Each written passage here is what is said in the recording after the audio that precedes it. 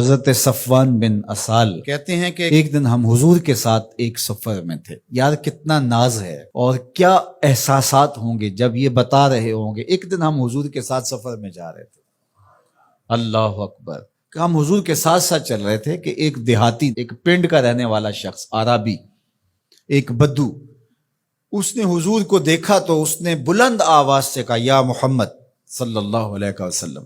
جو عربوں میں کچھ وقت گزارنے کا تجربہ رکھتے ہیں تو وہ ان کے لہجے سے وہ اچھی طرح واقف ہیں کہ وہ کس طرح بلند آواز سے بولتے ہیں اور ان کے لہجے میں کس قدر جو ہے وہ گرج ہوتی ہے اور کس کرخت لہجے کے اندر وہ بات کرتے ہیں. تو اس نے بلند آواز سے کہا یا محمد صلی اللہ علیہ وسلم. تو جس طرح اس نے کڑک کے کہا تھا، حضور نے بھی اس کی طرح ہی اس کو جواب دیا. میں ادھر ہوں، بتا کیا بات ہے. تو جس طرح اس نے کڑک کے کہا اور اس نے دیہاتی لہجے میں کہا تو حضور علیہ السلام نے بھی اسی کے لہجے میں جواب دیا. اللہ اکبر. حضرت صفوان بن اسال کہتے ہیں فَقُلْتُ لَهُ وَيْحَكَ اُغْضُضْ مِنْ صَوْتِكَ. میں نے اس عربی سے، دیہاتی سے کہا کہ تیری خرابی ہو، اپنی آواز کو پست رکھ. تجھے پتہ نہیں کس سے کلام کر رہا ہے، کس سے محو گفتگو ہے. تو رسول اللہ کے سامنے کھڑا ہے اور اللہ نے اس طرح بلند آواز سے بولنے سے ان کے حضور منع کیا ہوا ہے.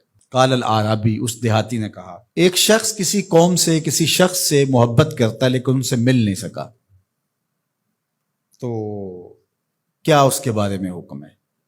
قال النبی صلی اللہ علیہ وآلہ وسلم، تو حضور نے ارشاد فرمایا المرء ما من احب یوم القیامہ.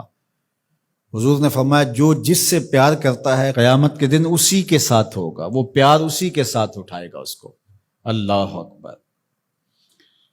صحابہ فرماتے ہیں کہ ایک شخص آیا حضور کی خدمت میں اور اس نے حضور سے کہا متی الساعہ یا رسول اللہ، حضور قیامت کب آئے گی؟ تو آقا کریم نے فرمایا کہ تو نے قیامت کی تیاری کیا کر رکھی؟